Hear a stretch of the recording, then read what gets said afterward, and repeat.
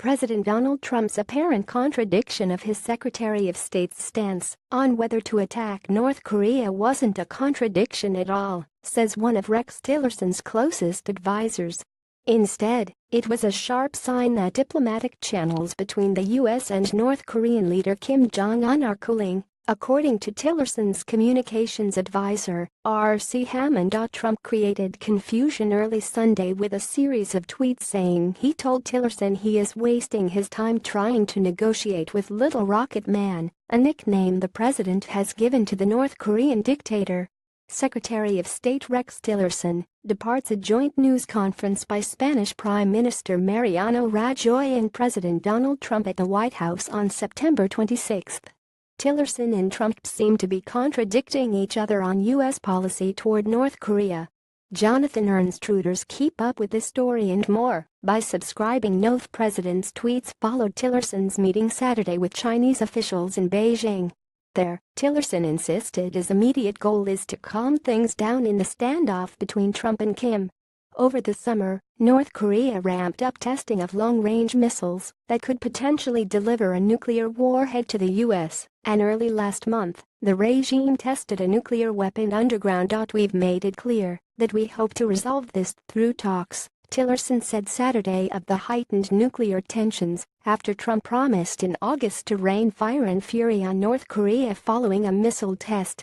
Related, is North Korea preparing its missiles for action weapons moved amid threat to reduce America into a sea of flames. Tillerson said Saturday the U.S. seeks a peaceful resolution and has asked Pyongyang, through direct channels, would you like to talk? Save your energy, Rex. Well, do what has to be done, Trump wrote on Twitter on Sunday.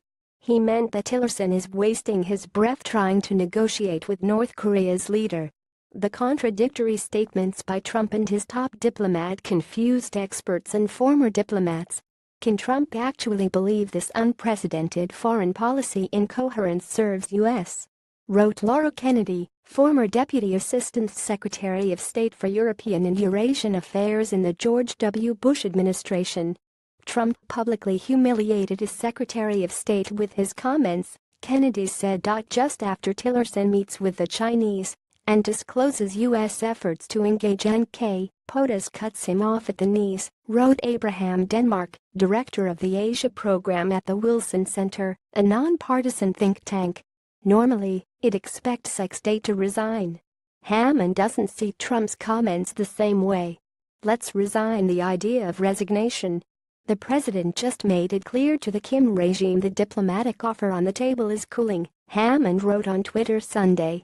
He said the mixed signals aren't anything other than a sign that the private and public diplomatic channels that have been on the table for months are cooling. The State Department's chief spokesperson, Heather Nauert, made similar comments earlier in the day, even before Trump's tweets. Diplomatic channels are open for Kim Jong-un for now. They won't be open forever, she wrote.